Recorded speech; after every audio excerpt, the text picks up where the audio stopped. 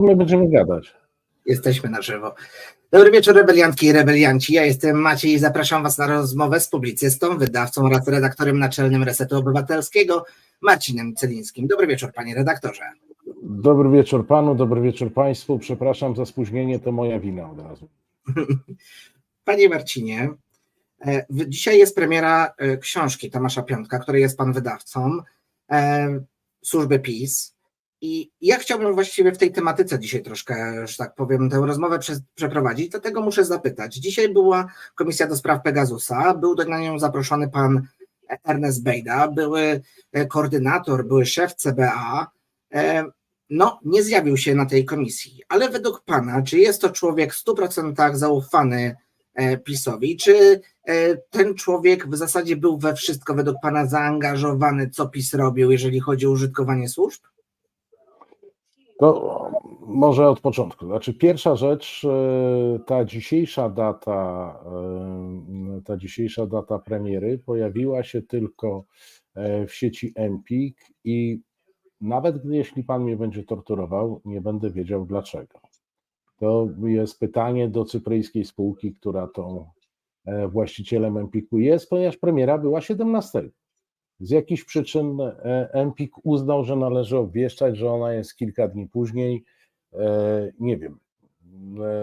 Empik, tak jak zwykle, dostał, a konkretnie sieć Platon, którego zaopatruje, dostał informacje prawdziwe. No, ale to tak na marginesie, jako ciekawostkę podam. Natomiast jeżeli chodzi o samego pana Bejdę, to jest postać znakomicie ciekawa. A pytanie, które pan zadaje, dotyczące bezwzględnej lojalności, to powiem panu, że to jest pytanie szalenie skomplikowane. Znaczy, z całą pewnością pan Ernest Bejda był w samym środku wydarzeń związanych z patologiami i nieprawidłowościami związanymi z działalnością służb specjalnych. Natomiast co do tego,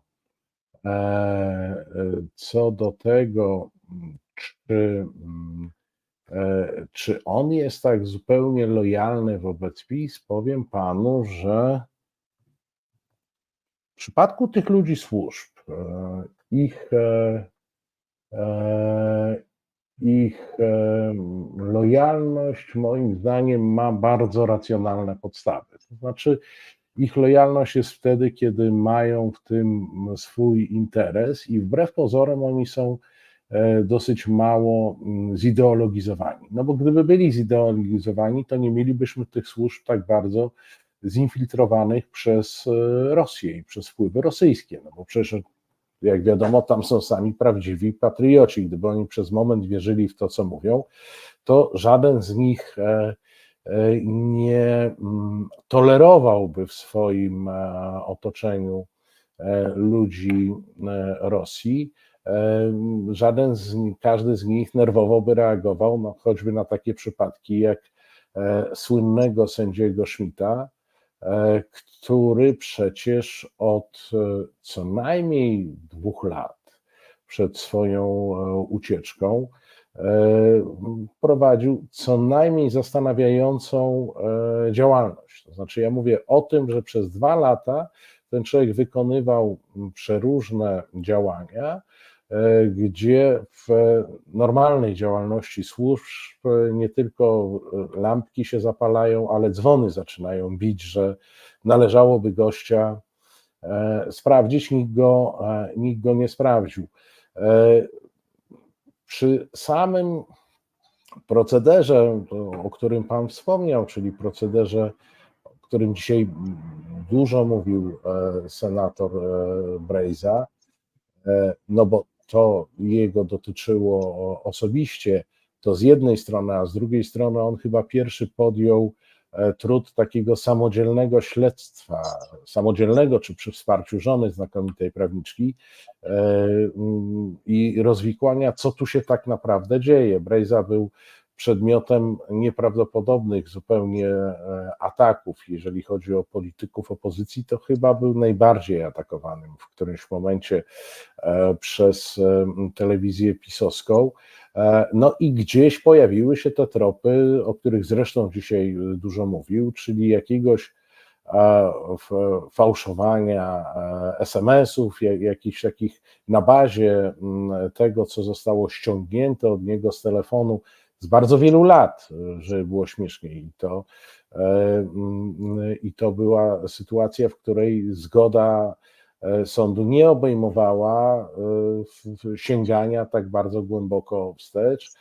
Na bazie tych ściągniętych materiałów TVP zaczęło publikować jakieś podbarwione, mówiąc bardzo delikatne, materiały.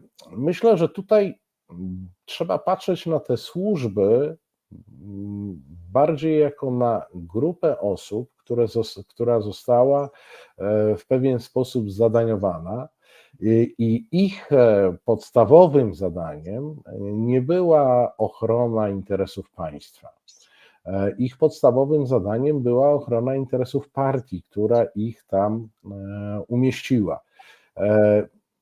Jeszcze raz wrócę do wątku, nie mylmy tego z wiernością, nie mylmy tego z lojalnością, bo moim zdaniem ta lojalność już w tym momencie, to nie jest kwestia mojego zdania, wedle moich informacji ta lojalność już się mocno skruszyła i ona nie jest bezwarunkowa.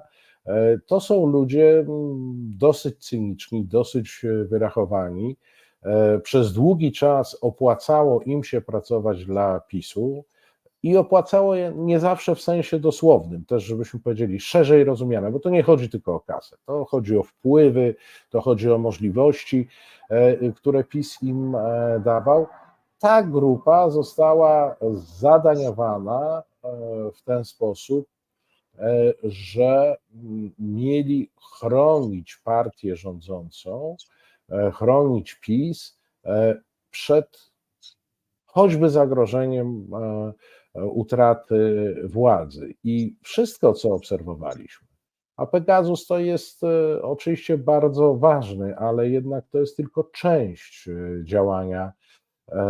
działania tych służb, temu służyła.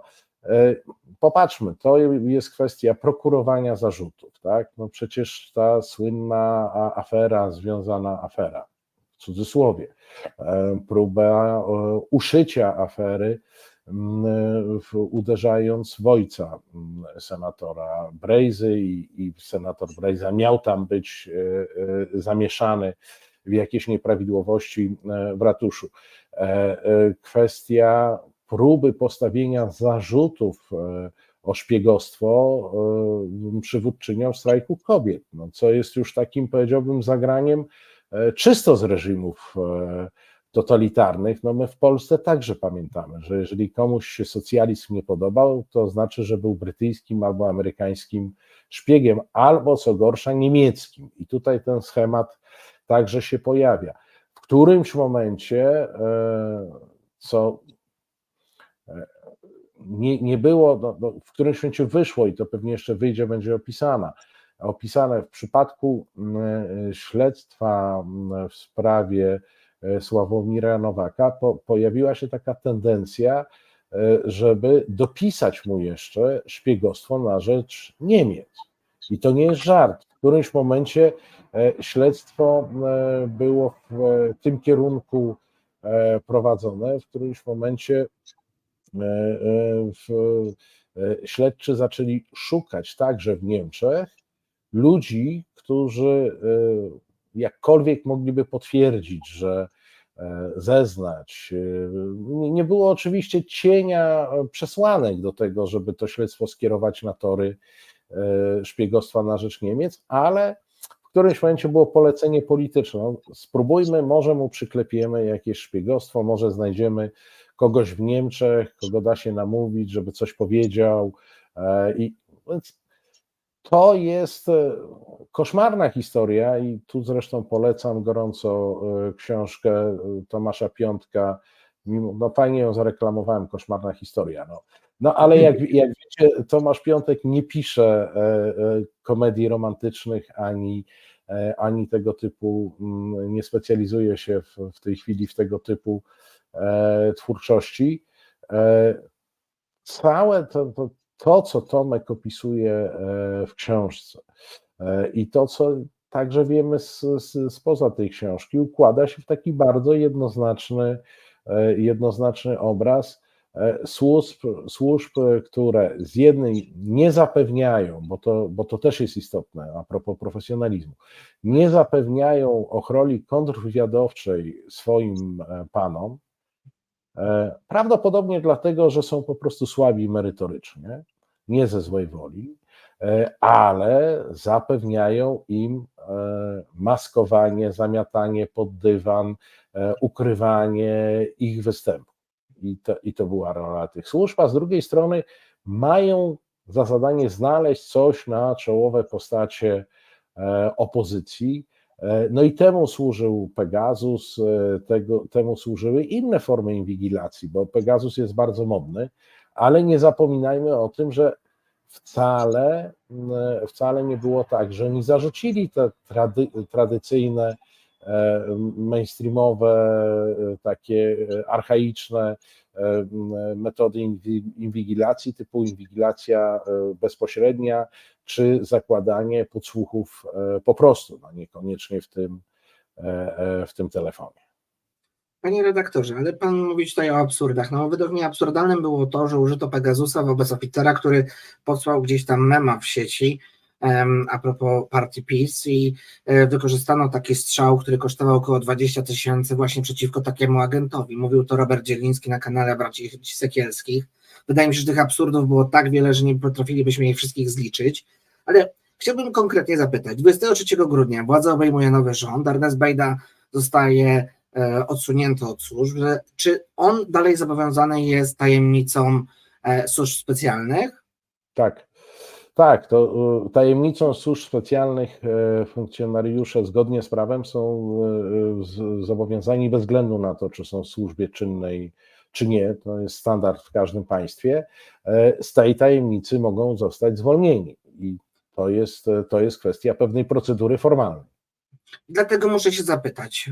Nową szefową CBA jest Agnieszka Kwiatkowska-Gurdak. Ta pani już moim zdaniem pokazała się nie najlepszej strony wobec nas obywateli, chociażby nie współpracując z Komisją do Spraw Pegasusa. 2 oficerom nie zdjęła, że tak powiem, tej tajemnicy, nie zwolniła ich od tajemnicy służb. W jakim celu według pana w takim razie zaprasza się pana Ernesta Bejdę na Komisję do Spraw Pegasusa w momencie, kiedy on tak czy inaczej będzie objęty tą tajemnicą służb? Po pierwsze, tajemnica służb nie oznacza, że pan Bejda jest niemową. Więc on nie wszystko może powiedzieć, on powinien zdawać sobie sprawę z tego, dokąd może mówić. To też umówmy się, że nie wszystko, co w służbach się dzieje, jest ściśle tajne. Tam są różne poziomy bezpieczeństwa, różne klauzule tajności. To jest pierwsza rzecz. Druga rzecz, jeżeli pan Bejda w trakcie zeznań powiedziałby, że na jakiś temat nie może mówić, bo jest objęte to tajemnicą, jego zobowiązaniami, to wtedy jest to podstawa do tego, żeby wystąpić o zwolnienie go z tej tajemnicy. Bo wie pan, to jest tak, że nie ma takiej formuły wniosku, zwolnijcie go z tajemnicy w ogóle. Nawet gdyby ktoś taki wniosek złożył, to w żadnej normalnej służbie nikt by nie wyraził na to zgody. Takie odtajnianie dotyczy konkretnych spraw, konkretnych zagadnień. Więc ja myślę, że zamysł jest taki, żeby w trakcie przesłuchania ustalić listę spraw, co do których pan Bejda zasłoni się tajemnicą, i wystąpić o wyrażenie dla mu zgody i odtajnienie tych spraw, ewentualnie o dodatkowe informacje już z samych agencji, już z samych służb na dany temat. No, niestety trzeba zacząć od tej pierwszej rozmowy, bo jakąś część informacji taki przesłuchiwany świadek może przekazać. To nie jest tak, że nie może powiedzieć nic i też nie jest tak, że można go zwolnić i może powiedzieć wszystko. Ja wiem, ja też no jakby siłą rzeczy obserwuję to, co się dzieje ze służbami po zmianach. Też mam w sobie pewną niecierpliwość z tym związaną, natomiast sam siebie przekonuję i Państwa też będę przekonywał, że służby specjalne to jest dosyć delikatna materia. I jak mawia stara mądrość, pośpiech jest wskazany przy łapaniu pcheł. Ja zakładam, że pan minister Siemoniak prowadzi pewną grę, która ma doprowadzić do tego, żeby te służby wróciły do ich podstawowej roli, czyli ochrony Rzeczpospolitej, a jednocześnie nie może działać podkładając laski dynamitu w każdym pokoju, bo to się źle skończy, więc tam musi być jakaś formuła przepoczwarzenia. Jakkolwiek podzielam pańskie zdanie na temat pani szefowej CBA. Tak, to jest dosyć dziwne. Ja tylko powiem tak, my wszyscy, to znaczy obserwatorzy bardziej bądź mniej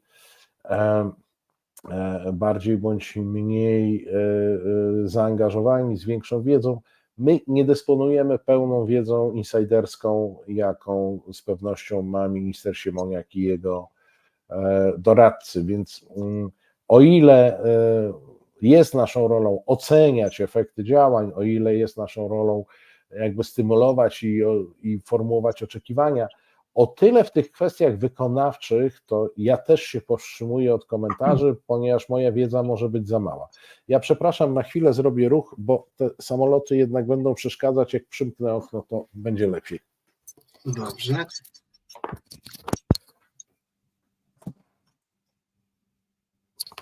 Panie redaktorze, mieliśmy jedno pytanie od naszego słuchacza. To pytanie brzmi, ja je trochę zredaguję, żeby było bardziej odpowiednie. Już jestem z powrotem. Panie redaktorze, jedno pytanie od naszego słuchacza brzmiało tak. Po rządach PiS w służbach powinna być weryfikacja, a wydaje mi się, że wybrano wariant asymilacji.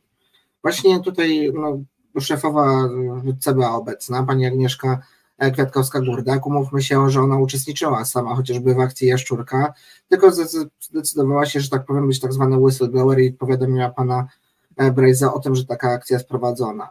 Natomiast mam wrażenie, że ona dalej jest wierna swoim kolegom, więc czy dochodzi do tej weryfikacji według pana? Oczywiście ja rozumiem, że to jest delikatna materia, ale czy nie powinno być tak, że ktoś z zewnątrz powinien jednak sprawować władzę dzisiaj nad służbami, a nie osoba, która ma, umówmy się, znajomości w tych służbach, osoba, która ma kolegów, koleżanki, więzy, które się wytworzyły przez wiele lat? Wie pan, jak mawia prezydent Wałęsa, są plusy dodatnie i plusy ujemne każdej sytuacji. Te powiązania, o których pan mówi, to może być plus całej sprawy, ponieważ to oznacza pewną sprawczość. I teraz jest tylko, wie pan, bo to żadna tajemnica, tak, że to funkcjonuje pewnymi grupami, żeby nie powiedzieć siuchtami po staropolsku. Pytanie tylko, w jakim celu i w jakiej intencji te możliwości wynikające z powiązań i tym grupowości są wykorzystywane. I ja zakładam, chcę w to wierzyć, że tutaj jest sytuacja, w której ta pani dostała pewien kredyt zaufania z założeniem, że ona te swoje możliwości wykorzysta w dobrym celu. Jak będzie, to i my sprawdzimy, i minister Siemoniak sprawdzi. Wie pan, po to, żeby zrobić weryfikację służb, ja akurat należę do pokolenia, które obserwowało pewną weryfikację służb 89-90, do tego jednak potrzebne są podstawy prawne. Tu my ich nie znajdziemy. Tu my ich po prostu nie znajdziemy. Tak. Bo wiadomo, że stary układ ma ten ostatni okop i ostatnią redutę w Pałacu Namiestnikowskim, gdzie siedzi Andrzej Duda. I wiadomo, że on po prostu nie pozwoli na ustawę, która pozwoliłaby na taką twardą, jednoznaczną weryfikację i tym podobne. W związku z czym muszą być to procesy, które nie dotyczą zbiorowości, tylko które dotyczą poszczególnych osób. I takie procesy sprawdzające, z tego co wiem, trwają. Natomiast one są mniej spektakularne, one przez dłuższy czas są w ciszy. No, na to jesteśmy skazani. To znaczy, to też w tym przypadku, jak w każdym innym, trzeba powiedzieć, proszę Państwa, nie opowiadajmy, bo lubimy sobie to opowiadać, nie opowiadajmy bzdur, że tutaj zmieniła się władza tak od A do Z. No, to, że jest większość parlamentarna, jak wiadomo, nie taka znowu jednolita w różnych interesujących nas sprawach i to, że jest rząd, to jest to może przejęcie 1/5, no może 1/4 władzy w kraju. Pozostałe obszary nie są w zasięgu rządu tak po prostu i nie są w zasięgu Sejmu tak po prostu. I zobaczcie Państwo, że każda zmiana, która się dzieje, jest skarżona do sądów. Ja już nie mówię o tych różnych orzeczeniach Trybunału Przyłębskiej, która w każdej sprawie w tej chwili wyda zabezpieczenie i zatrzymanie. No ale to jest tak, że jeżeli żyjemy w pewnym systemie i jakby intencją nas wszystkich, którym poprzednia władza się nie podobała, jednak było to, żeby przywracać pewne standardy działania, no to znaczy, że nie jesteśmy rewolucjonistami, to znaczy, że nie będziemy palić, nie będziemy mordować i nie będziemy łamać prawa. To strasznie utrudnia życie, to od razu powiem. To jest w ogóle przestrzeganie prawa jest fatalne, bardzo źle działa na psychikę i bardzo źle działa na skuteczność. I to z tego też musimy sobie po prostu trzeba powiedzieć, przestrzeganie prawa szkodzi. W momencie, kiedy człowiek chce coś zmieniać, czy jakaś ekipa chce coś zmieniać, no ale tak żeśmy się umówili, że jednak to prawo musi być jakkolwiek przestrzegane i dokąd nie zmienimy lokatora Pałacu Namiestnikowskiego i dokąd też, co jest, jak się okazuje, coraz istotniejszym problemem, dokąd nie nastąpi pewne wewnętrzne uzgodnienie priorytetów w koalicji, no to będziemy zdani na te półśrodki, ponieważ mamy 1/5 czy 1/4 władzy, mówię tutaj o tej koalicji, a pozostałe, no nie wiem, sądownictwo, czyli trzecią władzę mamy w zasadzie sparaliżowaną tymi różnymi wewnętrznymi, często klinczami w tym wszystkim. No, popatrzmy na to, co się dzieje w samej prokuraturze, jaką ciężką pracę wykonuje tam minister Bodnar, który jest już, co dobrze o nim świadczy, jest krytykowany przez wszystkich, bo zwolennicy dzisiejszego rządu twierdzą, że on działa za wolno. Przeciwnicy tego rządu już ukuli stwierdzenie bodnarowcy jako, nie wiem, jakiś synonim do zbrodniarzy straszliwych. On wykonuje tą swoją robotę, ale to jest cały czas orka na ugorze, to jest cały czas problem przeróżnych pułapek, które PiS zostawił. Panie redaktorze, ale ja muszę tutaj jedną rzecz przypomnieć. W 2015 roku jest akcja Falenty, w którą są zaangażowane służby, nasze służby i również rosyjskie służby, żeby odsunąć rząd Donalda Tuska, wtedy Ewy Kopacz, od rządzenia, czyli pogrążyć, że tak powiem, Platformę. 2019 rok, służby są zaangażowane w podsłuchiwanie pana Brejzy, wiedzą tak zwany insight, co się dzieje, jeżeli chodzi o nasz sztab wyborczy Koalicji Obywatelskiej. Czy zostawienie tego samego systemu nie powinno nas nauczyć tego, że może się to kolejny raz zdarzyć, że służby będą działały w zależności od tego, na co im się pozwoli, żeby znowu ten rząd pogrążyć? Oczywiście, że jest takie zagrożenie. I oczywiście, o czym też trzeba, przy leczeniu najważniejsza jest diagnoza. To znaczy przy aferze podsłuchowej 2014 też trzeba powiedzieć, że służby, może nie tyle działały służby, ile przedstawiciele służb, jeśli chodzi o podsłuchy, i byli to ludzie, którzy bardziej bądź mniej świadomie, nie powiem współpracowali, bo to trudno później udowodnić, bo nikt nie podpisuje aktu notarialnego, że zostaje ruskim szpiegiem. Natomiast dają sobie cały materiał i całą inicjatywę wyjąć bez oporu i rozprowadzać służbom rosyjskim. Być może z udziałem służb białoruskich, no ale to tak z naszego punktu widzenia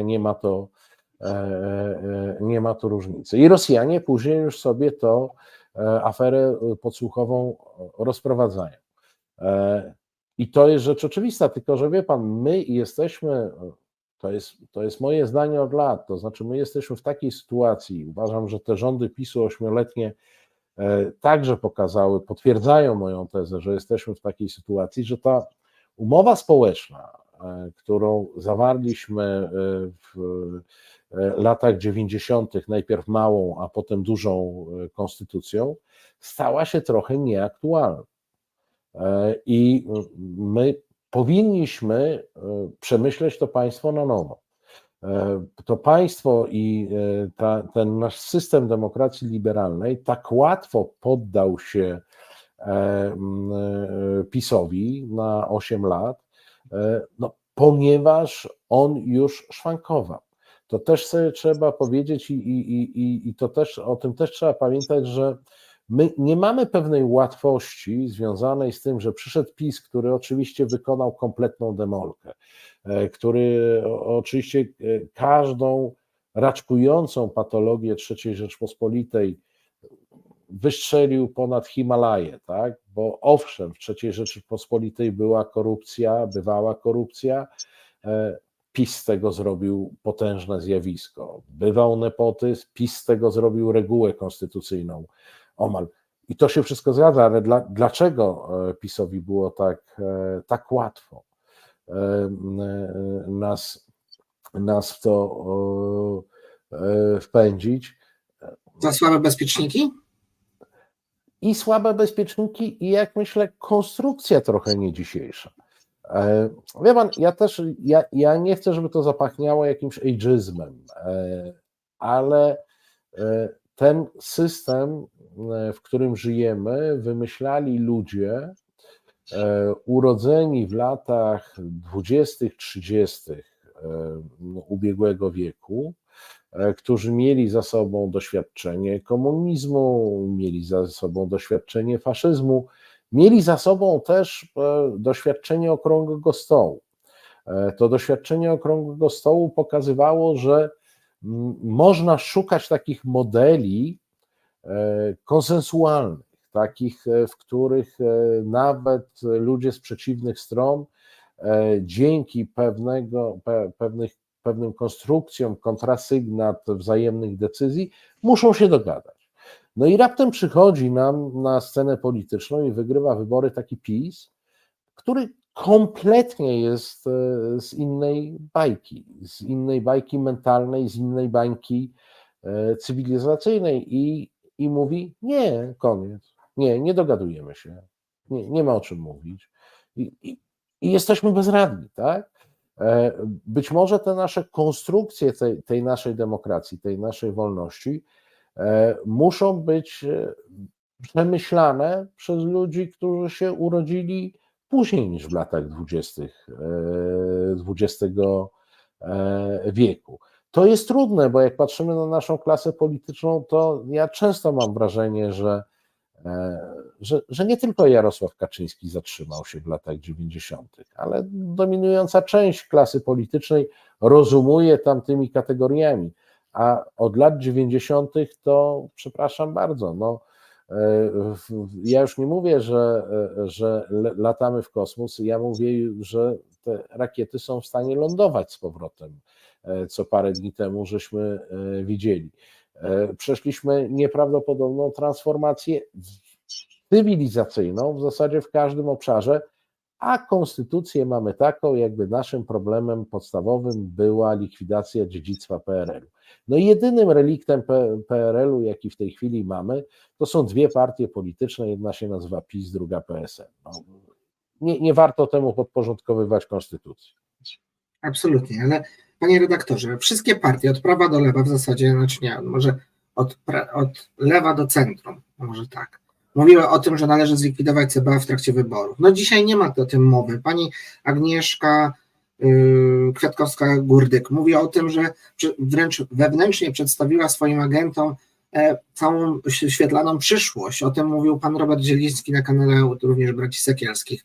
Czy to jest tak, że może być tak, bo ja rozumiem, że nie można tej służby wygasić dzisiaj ze względu, tak jak pan mówił, o ustawy, ale można też zabierać tym służbom chociażby budżet, można też powoli zwalniać pojedyncze osoby, można je odsyłać na to, żeby siedziały przy biurku.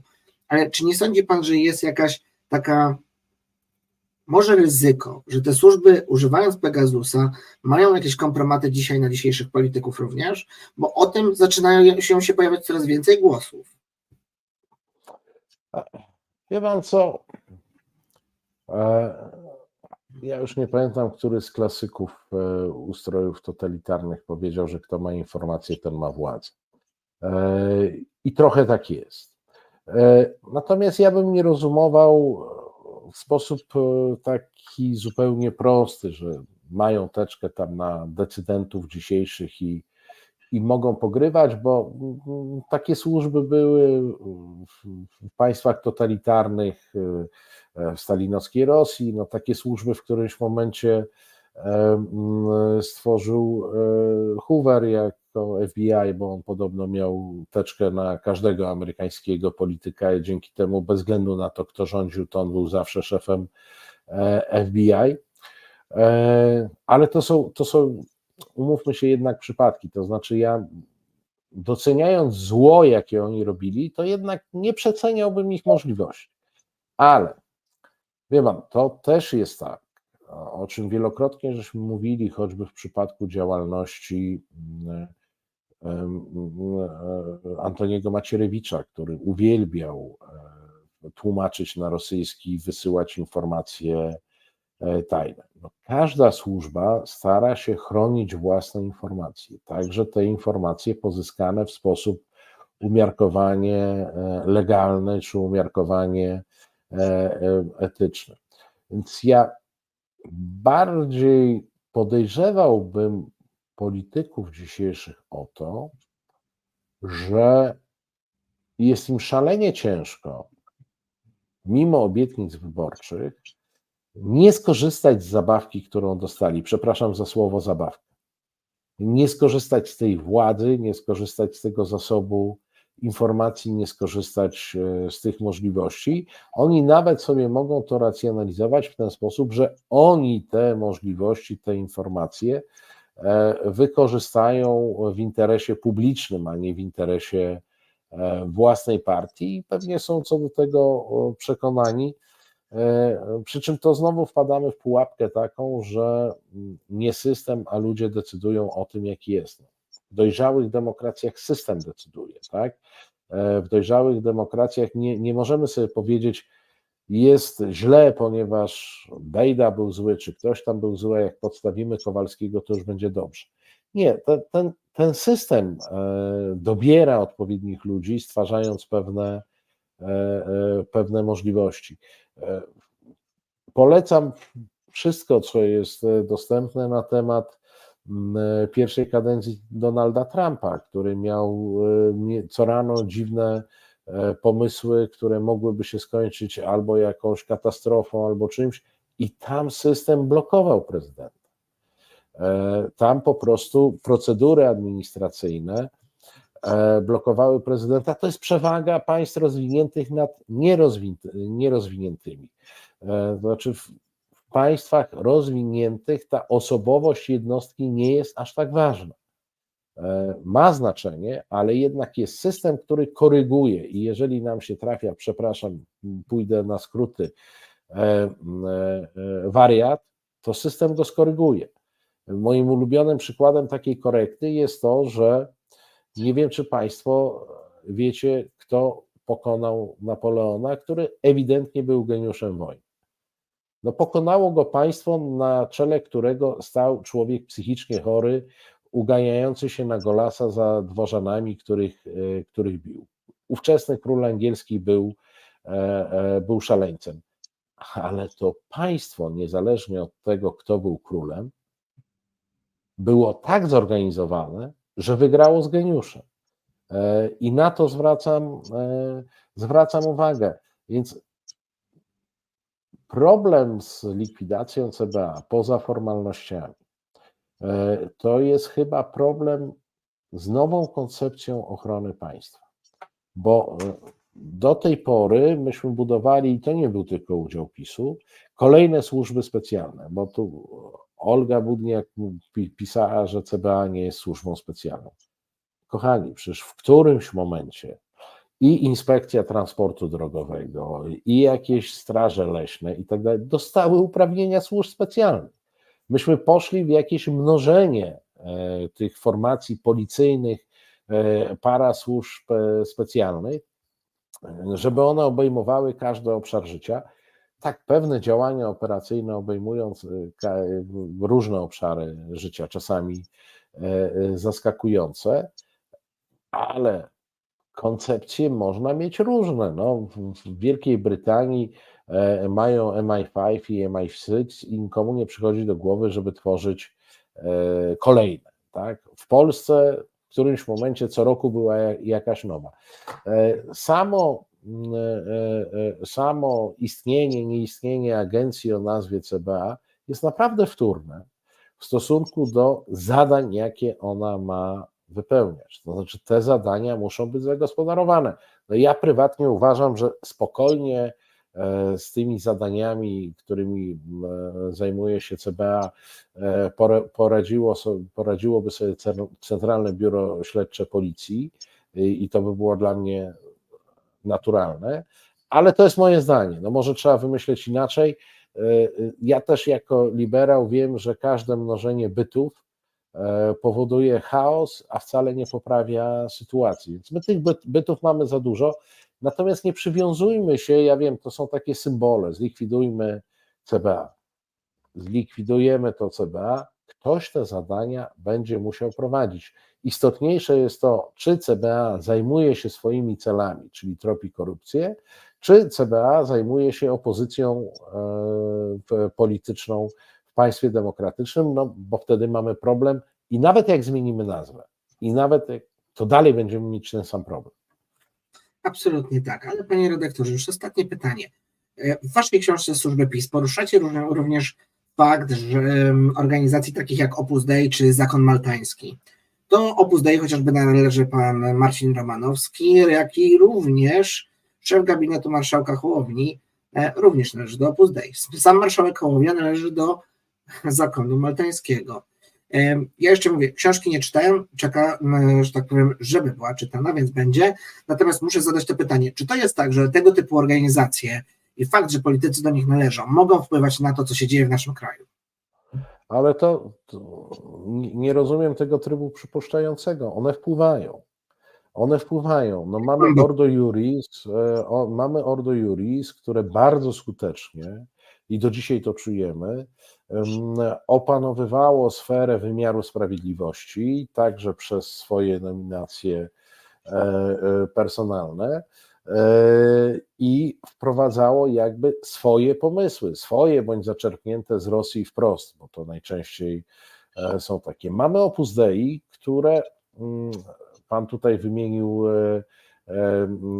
dwóch przedstawicieli. Kiedyś żeśmy liczyli, to w poprzedniej kadencji Sejmu liczba obecnych bądź byłych, bo umówmy się, to nie są organizacje jawne i nie mają w internecie listy członków, no ale powiedzmy na bazie wiedzy, sięgała 150 posłów. Proszę Państwa, 150 na 460 to są ludzie, którzy albo są, albo mieli, na pewno mieli styczność z Opus Dei. Opus Dei ma w swoich celach wpływanie na życie publiczne. I działalność tych organizacji, zakon maltański w Polsce jest jakby słabszy, ale w wielu krajach robi to samo. Najgroźniejszą taką frakcją, której obawiał się Jarosław Kaczyński, to była taka grupa 30 posłów skupionych wokół posła Wróblewskiego, niezbyt znanych, ale ta grupa to był element, taki sojusz Opus Dei i Ordo Iuris. Bo normalnie te organizacje się za bardzo nie lubią, bo jak to zawsze z konkurowaniem na tym samym rynku i szukaniu tego samego klienta. Oni się zaczęli spotykać, to była bardzo zorganizowana grupa. Wie pan, i to nie jest problem nowy w historii Polski, bo taki problem mieliśmy także w dwudziestoleciu międzywojennym. Wtedy Józef Piłsudski wydał rozkaz, bo on miał taki zwyczaj swoim ludziom wycofania się ze wszystkich tajnych związków. Dotyczyło to, najbardziej żałowali ci, którzy byli w lożach masońskich, bo stamtąd też musieli wyjść, ale on powiedział, kto chce czynnie uprawiać politykę, nie ma go w loży masońskiej, nie ma go w Opus Dei. To były dwa. No, w tej chwili takiego odważnego w Polsce nie ma. My mamy bardzo poważny problem, o którym nie mówi się w mediach mainstreamowych i nie będzie się mówić w mediach mainstreamowych, bo jakbyśmy zaczęli mówić jeszcze o wpływie tych organizacji, szczególnie Opus Dei, na media mainstreamowe, no to dopiero włos zacząłby się jeżyć i wcale nie chodzi o telewizje związane z PiS-em, tylko bardzo inne telewizje. Polsat jest związany z PiS-em, już dzisiaj teraz możemy już to odmówić. Proszę pana. I nie chodzi o Polsat i kombinujcie dalej. Tak, to czasami zaskakuje. To czasami zaskakuje, ponieważ te organizacje mają swoje linie i to nie jest, i one nie działają jak, nie wiem, Tadeusz Rydzyk na zasadzie tempej młotkiem i tym podobne. To działają na bardzo wysokim szczeblu jakby inteligencji i dyplomacji, jeżeli chodzi o oplatanie państwa. Ci ludzie w tych organizacjach mają problem tożsamościowy i lojalnościowy. Proszę pamiętać, że ludzie w Opus Dei i w Ordo Iuris deklarują lojalność wobec tej organizacji jako lojalność najwyższą. Czyli to jest lojalność większa niż wobec państwa, niż wobec narodu, niż wobec społeczeństwa, tym podobne. To tutaj Polska jest zawsze w najlepszym przypadku na drugim miejscu, bo pierwsze miejsce zajmuje ta organizacja i ten problem mamy od lat. Możemy sobie powiedzieć, że duża część klasy politycznej nie ma pierwszej lojalności wobec kraju i wobec własnych ślubowań, bo przecież wiadomo, każdy tam poseł, radny, że o prezydentach nie wspomnę, ślubują wykonywanie, strzeżenie konstytucji, dobro Rzeczpospolitej i tak dalej, ale ci ludzie mają coś ważniejszego. Swoją organizację, w której są.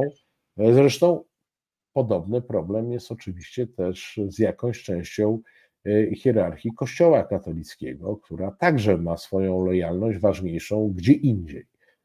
Nie w Polsce, tylko w Watykanie. To my unikamy mówienia o tym i unikamy takiego starcia. Natomiast ono chyba prędzej czy później, jeżeli Polska ma się modernizować, musi nastąpić. To znaczy, każdy z nas, jeżeli ma więcej niż jedną tożsamość i więcej niż jedną lojalność, to jednak powinien wybrać, która jest numerem pierwszym. Dla mnie numerem pierwszym jest moja tożsamość i lojalność polska, a każda inna moja afiliacja to są tam kolejne szczeble w dół. Tu są przypadki szczególne, oni mają pierwszą swoją tożsamość właśnie w Opus Dei, właśnie w zakonie maltańskim, a dopiero na którymś miejscu jest ta lojalność polska. To jest potężny problem, o którym głośno nie mówimy, a którego efekty przecież widzimy codziennie.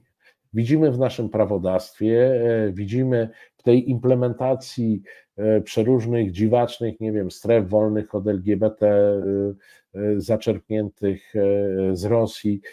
Widzimy w momencie, w którym przynajmniej dwie duże partie mainstreamowe, czyli PiS i Konfederacja, działają niezgodnie, wbrew polskiej racji stanu, od lat próbując wyciągnąć nas ze struktur europejskich i euroatlantyckich, od lat próbując nas wyciągnąć z tej strefy cywilizacyjnej w imię czego? W imię dobra Rzeczpospolitej, a jakież dobro Rzeczpospolitej jest w tym momencie, jaka perspektywa dobra Rzeczpospolitej jest poza strukturami europejskimi? No to w takim razie kierują się jakąś inną tożsamością niż polską. To jest łatwo zrobić. I ja nie mówię, że ta tożsamość jest, nie wiem, chińska, urugwajska czy rosyjska. Ja myślę, że jest to tożsamość organizacyjna. Bo PiS także wzorem choćby Opus Dei, także wyżej stawia lojalność wobec partii niż lojalność wobec Polski. I to jest bardzo wielki problem związany z całym tym kompleksem opisywanym plemienności, nie wiem, baniek informacyjnych i tym podobnych. No tak, no jeżeli dla mnie najważniejsza jest partia, organizacja moja, Opus Dei, no to ja już będę w innej bańce niż ci, którzy są zainteresowani Polską i dobrem Rzeczpospolitej. To znaczy ja mogę tam czasami wpaść na tą grupę zajmującą się Polską, ale jednak moja aktywność jest w jakiejś organizacji zupełnie innej.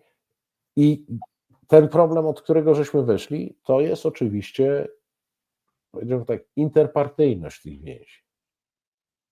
Bo ci ludzie są w różnych partiach i wierzcie Państwo, że to wcale nie jest tak, że to są te partie kojarzone z prawą stroną. Bardzo wielu przedstawicieli Opus Dei jest w Platformie Obywatelskiej, no Ordo Iuris chyba nie, a przynajmniej takiego, który był jawny.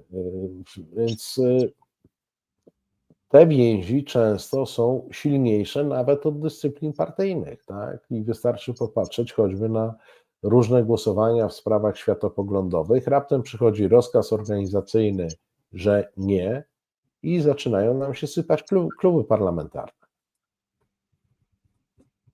Panie redaktorze, ja już teraz dziękuję za naszą rozmowę, ale ten temat musimy zgłębić, bo powiem panu tak, właśnie jak pan powiedział, że oni się po prostu mieszają, przenikają i no niestety mam wrażenie, że przez to mamy taką sytuację, jaką mamy w Polsce. Natomiast mówię, ja zachęcam wszystkich już dzisiaj również do przeczytania Służby PiS, Tomasz Piątek, wydawnictwo Arbitror. Ja będę ją czytał i mam nadzieję, że spotkamy się po tym, jak przeczytam tę książkę, żeby wymienić się spostrzeżeniami. Ja Państwa zachęcam także do recenzowania tej książki jak najbardziej. Ja myślę, że tu akurat jesteśmy w takim gronie, które to wie, ale mamy w Polsce taką tendencję do uciekania od faktów, uciekania od prawdy, bo ona bywa niewygodna. Proszę Państwa, z prawdą trzeba się zderzyć, nawet jak ona jest paskudna. Z nią się trzeba zderzyć, bez tego nie jesteśmy w stanie tak naprawdę planować przyszłości. Dokładnie. Bardzo dziękuję Panu, bardzo dziękuję Państwu. Dziękuję, życzę również wszystkim miłego wieczoru. Dobrego wieczoru.